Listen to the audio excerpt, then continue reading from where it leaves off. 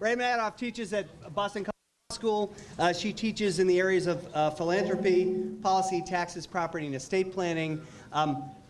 If you don't read one book about tax policy, and why would you have to read this one. It's really terrific. It demystifies the concept, breaks it down, and gives you a bit of history. It is readable in one sitting. You'll want to reread it. There's a lot in there.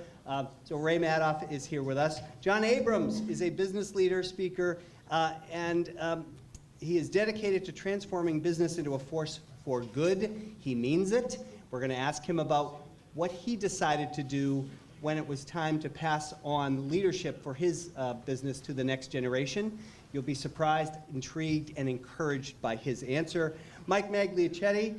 Mike has been an operating partner at Riverside Partners, a private equity firm, leading private equity firm with over $1 billion in assets under management. Prior to that, Michael has been a CEO and an entrepreneur. And he has been a board member of a variety of different companies in different spaces, always thoughtful and good advice, and he has distilled it in his book, which is Dancing Between the Toes of Elephants. So I'm going to ask all of our terrific authors, for many entrepreneurs, launching a business, maximizing profits, and minimizing and then selling it, minimizing taxes, and then basically preparing to sell it is kind of the paradigm. So I'm going to ask each of our authors to answer the basic question of, does that model work? Build it, operate it, pay as little taxes as possible, and then sell it. Is that still the paradigm today? Mike, why don't you kick us off? Is this on? Yeah. Well, let me, I come at it from a little bit of a different angle. Not so much early stage investing today. We're what's referred to as a lower middle market private equity firm. We invest in founder or majority management owned companies that are on a healthy growth trajectory, not distressed in any way. These aren't turnarounds, but they're at a point where the founder may have a couple of decades of sweat equity tied up into the business, a good deal of their net worth concentrated in the company, and want to take some liquidity, want to take some chips off the table, and they're looking for a partner to take the company to a whole nother level. And for us, our model is to ensure when we invest, and by the way, these companies are generating revenues that yield cash flow, or what's called EBITDA, between 3 and 10 million. And for us, we have to believe that there's a good core management team, foundational management team. It's a sustainable business, and there are growth levers, inorganic and organic growth levers, and that there's real durable differentiation for these companies. So where we come in as part of the model, it's all basic blocking and tackling and value creation. And where the model works is, in partnering with a private equity firm, anyone can come and tell an entrepreneur, a founder, that they have money, they have experience in the space, they have great exits. That's just table stakes. What really makes the difference is the day after you close, the day after you make the investment, how you behave, how you interact with each other. And for us, we're not investors that show up once a quarter for board meetings and you don't see us again. We're also not micromanagers, but it's all about believing that we can add value to these companies. So you're partnering with established companies and trying to take them to that next level. John, that was a decision you had to face as well, thinking about what would happen next if I'm out of the picture. How did that sort of paradigm of you got to build it, you got to sell it, factor into what you did? And maybe talk a little bit about what you did. Well, it was a very different model, number one. So passing that business on took 50 years. I was there for 50 years. And I'm not much of a believer in putting heart and soul into these wonderful businesses that we create and then flipping them over here, flipping them over there. I'm interested in endurance. And so in my case, and right now what I'm really interested in is the 3 million small business founders in the US who are over 55, and something is going to happen to those businesses in the next 15 years. And so when my business maybe a dozen years in, two close friends who had been there from the very start came to me and said, hey, we've been talking to each other, and we don't want to take the usual route and go found our own businesses. We want to stay here for our careers, but we need more of a stake. And at that point, I could have made them partners, but I thought, if we do our job well, this will happen over and over again. And I wonder if there's a structure that we could find that will welcome people in over and over and over. And at that time, we stumbled, this is in 1986, we stumbled on the worker co-op. There were exactly a dozen worker co-ops in the US at that time, millions in the worldwide. Today there are 1,300 worker co-ops. It's still a very small player, but that seemed like the route to me that would take this thing that we all cared about, and we really didn't care about values so much. We cared about values. And that is, so purposeful business, and how do you maintain that as a founder of a business that wants it to go on, that wants its purpose to be maintained, and that is a way that I have found and seen so many others that work so well. So this book is for all the business succession planners, the financial planners, the attorneys, the bankers, the accountants, all the people that small business people talk to, very few of whom understand the employee ownership options available to them. Yeah, it's a terrific I want book. it to be more widespread. Yeah, you're absolutely right. There aren't too many books on the topic. I'd know about it. I'd see them. Brazilian entrepreneurs, they build up a business. They may seek a financial partner. They may seek partners within, but they are terrified of making a tax mistake and building, losing all of this value to the IRS. Ray, what do you think about that? This whole estate tax thing is something that motivates so many entrepreneurs, and you demystify so much of this for business owners. Can you tell us a little bit about the second estate, and tell us a bit about the estate tax and what you want to make sure some of our entrepreneurs know about that, because they're all doing estate plans. As John said, you've got 3 million plus business owners over the age of 55. I was wondering how you were going to work me into this conversation.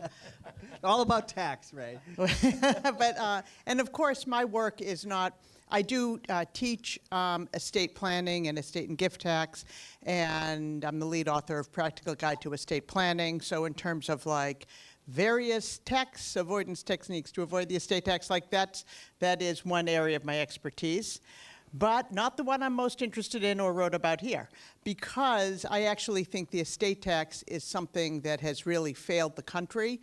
I actually think we should be getting rid of the estate tax because it causes, our current tax system causes lots of distortionary practices. For example, one of the things is that because gains are wiped away at death under our current system, then people feel the need to hold on to property at death, to not sell it. It means people don't want to sell their businesses. It means people don't want to sell their homes. It means that young people can't move into people's homes. It has all sorts of secondary effects, and it's a really a poor system. In addition, we have this estate tax, which terrifies people because it seems to be an additional 40% tax. And for some people, depending upon how they acquire their income, it actually is a second level of tax. For people who have acquired their income through earnings, then they have this seemingly second level of tax. And there's a big business by insurance salesmen and estate planners to basically tell everybody, you should be very afraid of this tax, but we have the tools for you to avoid it. And they do, right? There's a lot of tax avoidance that is available in the estate planning area, and that's because since 1990, Congress has engaged in quiet quitting with respect to the estate tax. And so as a result, we have had 35 years of development of grats and slants and crats and cruts and nimcruts and flip cruts and all the things I teach my students about, which are ways for people to avoid taxes. It's basically a tax imposed in the form of estate planners, but ultimately it generates practically no revenue at all. So we need to restore fairness and sanity to our tax system. And I'll save future questions for more on that. I think you've started us off on the right. This is about demystifying myths. Mike, what's a myth? You spend a lot of time in your terrific book taking acronyms, phrases that we've heard, and some of us sit there, depending on the audience, on Zoom bingo, checking them off as they use them, and you dispel a lot of those. Mike, what's a myth that you'd like to dispel about this whole concept of economic or financing models, or even this paradigm of we've got to sell and I've got to make sure I save on estate tax? It's really a lesson learned, actually. And I think, for me, it's that in my career, I've had venture investors in my companies. I've had private equity investors, family offices. And I can tell you that private equity firms are not all created equal. And when you're thinking about your business and taking on a partner, whether it's VC or PE or family office, understand that it's a marriage, but it's a marriage that you can't get out of. So you have to be able to really do your diligence, understand who you're getting in bed with, what life is going to be like after the deal closes, what the governance is going to be like, and PE and venture can have a bad rap, and rightly so. I think we've lived through the past few years the Steward Healthcare Cerberus debacle. We play in really the lower middle market, these founder-run companies where we're plugging in to add value, not these giant deals. And I think a real lesson learned is for these entrepreneurs to realize that you shouldn't just be going after the highest value. You should be really looking to create sustainable value with these businesses, because oftentimes in the 36 years we've been around as a firm, we've never made an investment where the founder hasn't stayed engaged with the company. As CEO, if they'd still like to be CEO, a board member, advisor. But the goal is to really plug in, professionalize these management teams, build out business development, do add-on acquisitions to get a company into different geographies, not to micromanage and be Excel spreadsheet jockeys, but bringing experience, real operating experience for growth, so that down the road, whether it's 6, 7, 8 years, and there's time for a potential exit, that the founders make a heck of a lot more, and the management teams make a heck of a lot more than they did day one. Something that I see also, Larry, I want to mention too, is 99% of the companies that we see, these founder-run companies, the founder owns all of the equity.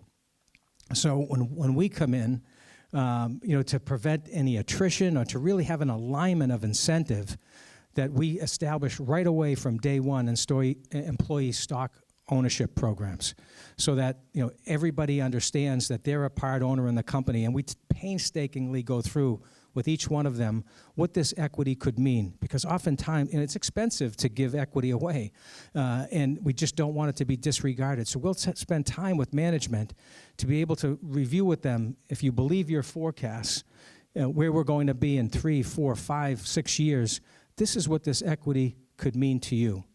And so that alignment of incentives is really so important. So that myth that private equity transactions aren't all or private equity firms aren't all equal. John. I love hearing you say that, Mike. We all know, I know many, we all know founders who have put heart and soul into their business for 30, 40 years and end up selling it to private equity. They end up miserable. Their employees get the shaft. I call it the fat wallets and broken hearts syndrome. And it sounds like you do something fundamentally different, and that's wonderful to hear. Yeah, and it's interesting, just the dynamic that we see. It's amazing. Like, I'll give you an example. We met this founder who He had started the business 40 years ago. He's an MIT-educated polymer scientist, had this company, they would polymer processing business, grew it over the years, sacrificed, second mortgaged his home, and 40 years later, very, very profitable business. He was still coming to work at 7 o'clock in the morning with his 10-year-old Honda Accord, and his son was rolling in at 10 in a Bentley GT and leaving at 2 p.m. And the son believed that he would take the reins of the company after we invested. The reason why the father was with us was because he knew if they passed the business on to his son, it would be a lawn dart. So we see all different cases, and but it's we really have to customize it for each one of the companies, and but equity is a key part of it. Everybody, it shouldn't be us versus them. After we make an investment, it should just be us. The them should be the competition. And John, you spent a fair amount of time talking about sharing equity, sharing ownership. Can you offer a perspective that dispels a myth that, my goodness, the only way to do this is to sell it to get the folks who've helped me build it real wealth? Well, it certainly isn't the only way to do it. And I think what we've seen, so from the 30s to the 70s, as unions helped to build a prosperous American middle class by getting higher wages, better benefits, at the end of that time, when things went in a different direction, at that time, the typical corporate CEO made 20 times the typical working person. As that has skyrocketed to 250 times, to 300 times, American workers have basically been left far behind. If wages had grown at the same rate as CEO paid today, the minimum wage would be more than $100 an hour. Nothing like that has happened. Democrats have left working people behind. Republicans have left working people behind. And working people in this country are desperate for a level playing field, for people that will understand their concerns. And employee ownership is a place where founders can be rewarded for their investment and their time, and employees can be rewarded and share the fruits of that labor at the same time. It's a great mix. It is a great mix. Ray, you spent a fair amount of time dispelling this notion about who pays taxes in the U.S. Who pays them? Yes, so we have, I thought I was dispelling a different myth. All right, I'm going to Well, we'll start do that with this too. myth. You We'll do dispel two this myths. myth. Okay, let me talk about this one. How many of you have heard, anytime there's talk about imposing greater taxes on the rich or anything like that, is this from my mic or no? If you read the Wall Street Journal opinion pages like I do, you'll see articles that say things like, "We are already soaking the rich." And those articles basically say that they pull out the annual statistic about who pays income taxes. And for 2024, the statistic was the top 1% pay 40% of income taxes, and 40% of Americans pay no income taxes. And you look at that statistic and you think, what are people complaining about when you talk about taxing the rich? We are already soaking the rich, right? But this is the single most misleading statement in the world of tax. And that is because it conflates high earners and high wealth owners. High earners do indeed pay all the taxes. They pay 40% of the taxes. People with big incomes, whether they're from business, law, medicine, whatever it is, people with the most income pay the most taxes. However, the wealthiest Americans arrange their affairs to not have any taxable income. And they're able to do so because of the ways things have evolved so that investments and inheritances, their two biggest forms of incomes, are entirely free of tax. So if they are having incomes, it's because they are choosing to do so, right? Because Musk chose to get this deal where he paid a lot of taxes on a year because of the particular stock options he received, right? But the truly wealthy do not need to have income. And indeed, the richest 1% of Americans are just as likely to be in the 40% of non-payers as they are in the top 1% of payers because of the nature of their income. They don't pay income taxes, they don't pay salaries, they don't pay investments, they don't pay taxes on their investments because they don't sell. Well, no, not just so, no W-2, no earnings from any type of work, no self-employment, certainly, that's the worst. You have payroll taxes and income taxes, full payroll taxes. But on their investments, they don't sell their investments. Selling their investments would generate a tax. They simply borrow against their investments. And if you have billions of dollars, you have many people lining up to lend you money at very favorable rates. And then finally, when these kids, kids with the Bentley, inherit the wealth, that inherited wealth is entirely exempt from income tax, so much so that somebody who is given $10 million looks the exact same for tax purposes as a person who has literally nothing. And that's because we don't even require that receipt of gifts, inheritances, or life insurance to even be reported. It's just your private business. And so we have this system that is highly unfair because this group of Americans, the wealthiest 1% of Americans, control massive amounts of the country's wealth. And we'll get to that later on. Okay. I want to talk about a bit of advice for an entrepreneur who's planning an exit. I want to get to tax. I want to get to general succession. Mike, you talk to a lot of folks who come to you who might say, I've got to do something. I'm one of those 3 million businesses. I'm over 55. What advice do you give to folks who might be connected to them, sitting on a board, or might be that entrepreneur who's thinking, I want to do an exit? What advice would you give them? Yeah. You've been in that situation yourself. Yeah, no, I think, again, coming back to the fact that understand who you're thinking about selling to. Are you going to be selling to a private equity firm or a strategic, a large corporation? Because life after each one of those is very, very different. Dispel some of that, Mike. What's the difference between a financial buyer and a strategic buyer?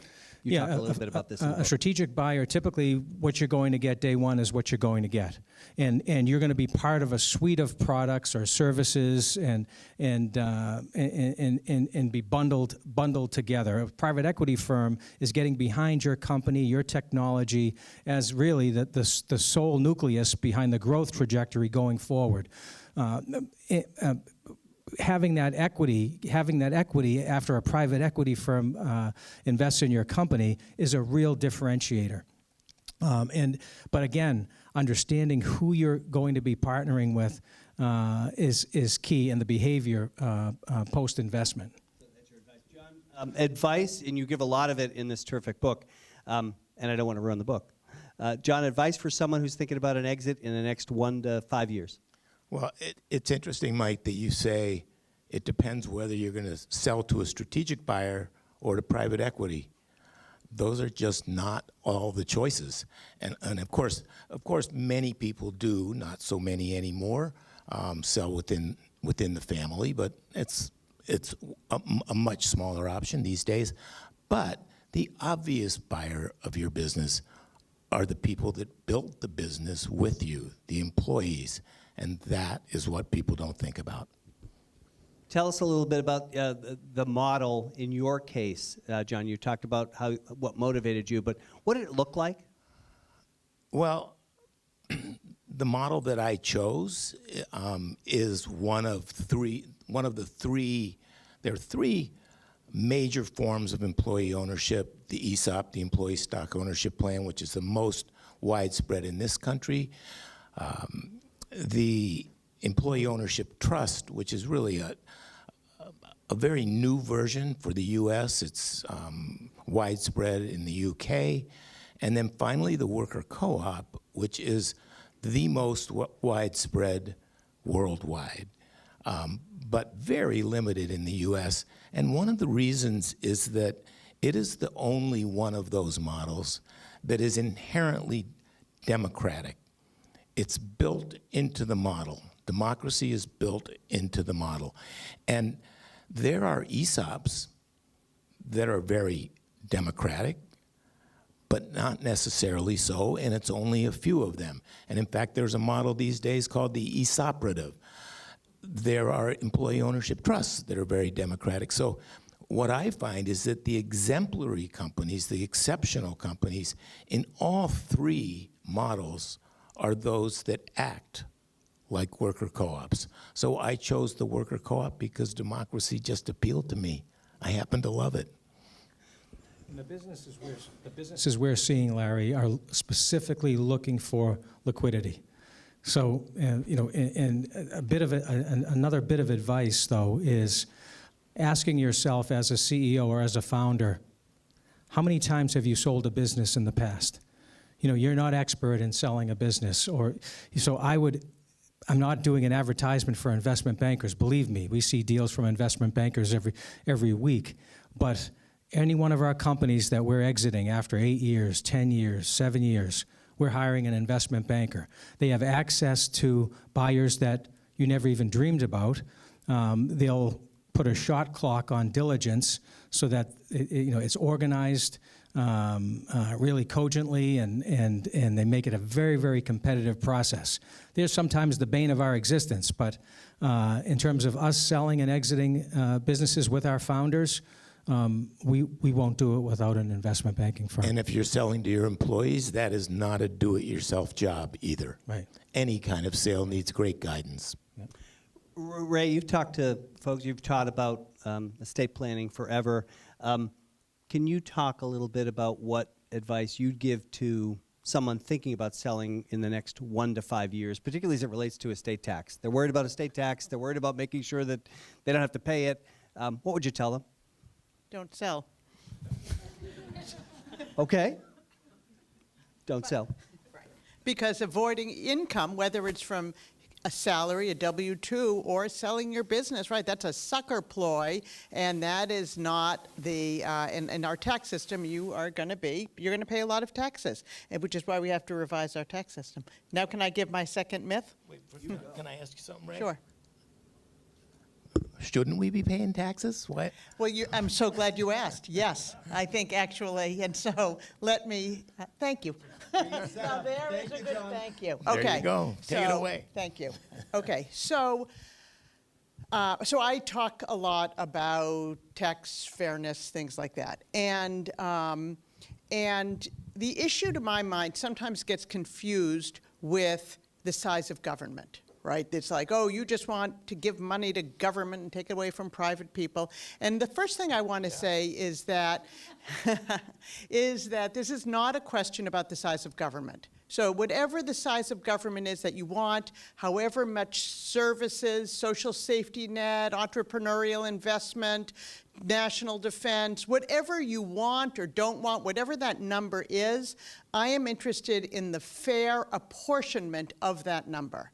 And I am concerned by the extremely unfair apportionment that we currently do today, and how this has been a massive historic shift. When our income tax and estate tax were enacted in 1913 and 1916, they were enacted in a world of tariffs that were seen as being highly harmful to consumers, and it would be a much fairer system to tax income at progressive rates, an additional estate tax on inherited wealth, so that those with the greatest capacity to pay would bear the costs, and not consumers and farmers who then bore the costs of tariffs. Now we seem to have had a shift in the other direction. What has happened is that while we have this system still in place, there has been through a variety of reasons, which I talk about in the book, investments and inheritances are no longer being subject to tax. Part of that is because the complete erosion of the estate tax that I mentioned earlier. Oh, that's so much better, but hard to keep it going. Actually, can I just talk like this? Can you hear me? Yeah, that's so much better. I'm used to projecting, so I'm just gonna do that. Okay, but I'm also used to giving pop quizzes, and that's what I'm gonna do right now, because I think this is a really important thing for people to know. Okay, so I want to just do, secret one. With prizes, pop quiz with prizes. Okay, I want to talk about, how much money the government takes in from all sources. Does anybody know, does anyone want to guess in 2024 how much money we took in from income tax, payroll taxes, estate and gift taxes, tariffs, all the revenue? Yes. 5 trillion. 5 trillion. You got a book. You got five. Okay. Second fact, how much did we spend last year? Yes, sir. About 6.8. 6.8 trillion. Excellent. Okay. These are ringers, Ray. You brought gifts. Now, and what did we have to do with that? How did we spend 6.8 trillion if we only had 5 trillion? What did we do to pay the rest? Took out a loan. Yes, we borrowed more money, and right now, our interest on our national debt is more than we are paying for national defense, right? To me, this borrowing, keep borrowing is not fantastic, right? Okay. Now, for my next question, I'm gonna ask those who already know the answer, audience. Okay, I have 2 prize winners here, but there is a third prize, and this is just, I want a guess from you. Okay, so we took in from all sources $5 trillion, okay? And we spent $6.8 trillion. We had to borrow $1.8 trillion. Guess how much the richest 1% of Americans owned in 2024? How much did the richest 1% own in 2024? What guess? You mean Right? trillion? How many trillion? Yes. How many trillion? Yes. 5 trillion. 5 trillion. Yes. And you? 2 trillion. Yeah. 4. 4 trillion. Ready? 10. 10 trillion. 20. 20 trillion. Are you ready? $50 trillion. $50 trillion, a statistic that, to my mind, is so powerful that somebody said to me, you ought to put it on mugs. I have 3 mugs. How much we spent, how much we took in, what our deficit was, and how much wealth. And when people say, it doesn't matter if we tax rich people, they can't possibly close it. Like this is another thing here, right? We have to tax the middle class because the wealthy don't have enough money. And then sometimes they talk about their income. They hardly have any income. They don't have taxable income. They have plenty of income. It's just that it is not being taxed. We don't know how much of this 50 trillion is not taxed because we don't know what's inheritance. We don't know what is tax-free growth of their assets that gets wiped away at death through the angel of death loophole. We don't know those numbers because the government no longer collects that information in large part due to an obscure rule change by George W. Bush, which you can read about in the book. Right, but the point is, whether these people pay taxes, this group, I believe, should not be the case that taxes are optional for them, which is basically the system that we have today. I don't know if you said who has that $50 trillion. It's The top 1%. The top 1% of wealth owners. And one big problem is that high income earners think that they are in the top 1% of wealth owners. I don't know the exact cutoff right now. What percentage of the total wealth is that 50 trillion that the 1%? 30% of the country's total wealth is owned by the Unbelievable. richest 1% of Americans. Question, is the 50 trillion assets or It's- assets net of liabilities? No, it's assets net of liabilities. It's their wealth, their actual wealth. And to get that number, you might be like, where'd you make up that number? You can all get that number by typing in FRED, the Federal Reserve, and the top 1%, and you can get both the 30% number and the 50 trillion number. If you buy the book, which I'm sure you all will, it has the number at 47 trillion, and that's because the book was written at Q3 2024, but by Q4 it was $50 trillion. So it's updated on the mug. And I have both you two and All right, so we've already started with Q&A. Thank you. So we're going to go ahead and do that. I want to take one or two questions from folks and then give you a chance to meet our terrific authors. Other questions? Right here. I have a question for Ray. Saying I'll lend you a soapbox anytime you want it. I'm curious to hear your opinion of the use of donor-advised funds. Oh, are you a plant? And if you have any hope of some revision at some point in the future. Yeah, so for those of you who may or may not know, so this has sort of been my, and somebody said to me, so you're not the daft slayer after all. So I'm kind of, so you guys, some of you might not know donor advisement. So basically I did a lot of work on philanthropy, tax reform. Philanthropy, our charitable sector is unbelievably important. We heavily subsidize charitable donations for the richest Americans, not for anybody who has a salary. 90% get no tax benefits. So that's one aspect of the problem. But a bigger problem is that when the wealthiest Americans donate money, there is no obligation. You get all the tax benefits up front, and there's literally no obligation for the money to ever be spent. And that is because private foundations, donor-advised funds, which is one way that people can get the upfront tax benefits, are no payout requirement, and private foundations can meet their payout by giving to donor-advised funds.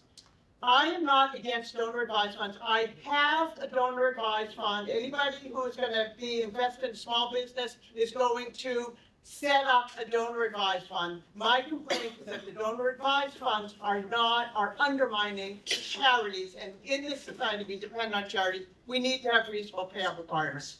I was involved in reform efforts that were led by John Arnold, a billionaire who believes in good tax policy. And it had a fiery, ugly death because there's a lot of power around donor advisors because it's money managers. And money managers are happy to have the money and not have to have it spent on charity. And so I think more to come. More to come. So sorry. More to come. You can tell why her students love her. Very, very passionate about this. Other questions? Mike and John, I'm going to throw it to you folks very quickly. What are you reading? I'm reading a book called What the Fire Ignited by Shay Askew, someone I met about a year ago. It's really a story about Shay when he was 8 years old. He and one of his friends were playing with matches and lighting cotton balls on fire, and he and his friend were lit on fire, and he saved his friend, but he was burned over 65% of his body, and half of his face was disformed, and he lost an ear. And as a young 8-year-old, he was a wrestler. He played baseball, and it's a true story of resilience. If we're talking about resilience today, and he was told that he could never play sports again in his life, and he went on. Now he's rounding the corner on 50. He's been a 40-time Ironman triathlete, competed in 14 world championship triathlons in 6 continents, is in the National Wrestling Hall of Fame. Just a terrific story, and is the father of 5 children. Again? What the Fire Ignited. Terrific. John? Has anybody here read Dirtbag Billionaire? Terrific book. Quite the book, huh? So Dirtbag Billionaire is written by a great journalist named David Gellis, and it's the story of how Patagonia got to be Patagonia and the story of Yvon Chouinard's life. And it's an extraordinary story. And there's a billionaire who just gave it all away. It's a great book. Every bit of it. And the other book I just finished, has anybody read The Wager? You know that book?